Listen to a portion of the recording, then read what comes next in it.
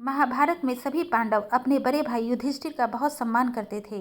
युधिष्ठिर की हर एक आज्ञा का पालन करते थे। लेकिन एक बार अर्जुन युधिष्ठिर पर इतना गुस्सा हो गए कि वो उन्हें मारने के लिए तैयार हो गए।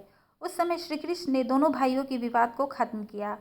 महाभारत चल रहा था, 17वां दिन था। उस दिन युधिष्ठिर के सामने कर्ण आ गया और दोनों के बीच युद्ध हुआ, जिसमें युधिष्ठिर हार गए और किसी तरह अपने प्राण बचाकर अपने शिविर में लौट आए। जब यह बात अर्जुन को मालूम हुई तो वह तुरंत अपने भाई के शिविर में पहुंच गए। युधिष्ठिर हार से दुखी थे। उन्होंने अर्जुन को देखा और गुस्से में कह दिया कि तुम और तुम्हारे गांडीव पर धिक्कार है।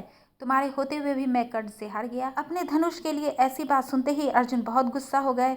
उन्होंने तलवार उठा ली और युधिष्ठिर को मारने के लिए तैयार हो गए। उस समय श्री कृष्ण वहां पहुंच गए और उन्होंने अर्जुन को रोक दिया और पूछा कि यह क्या कर रहे हो। अर्जुन ने कहा कि मैंने संकल्प ले रखा है कि जो व्यक्ति मेरे गांडीव का अपमान करेगा मैं उसका वध कर दूंगा। आज भैया ने मेरे गांडीव का अपमान कर दिया है। श्री कृष्ण ने सोचा कि अगर भाई भाई के विवाद के बारे में बाहर सेना को मालूम हुआ तो सभी का मनोबल टूट जाएगा और फिर युद्ध जीतना मुश्किल हो जाएगा।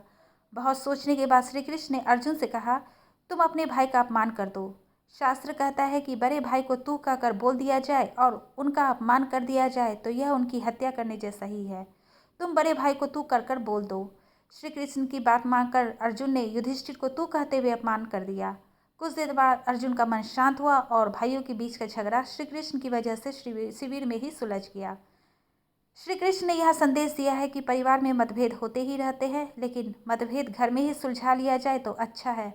घर से बाहर विवाद जाएंगे तो पूरे परिवार की प्रतिष्ठा खत्म हो जाएगी।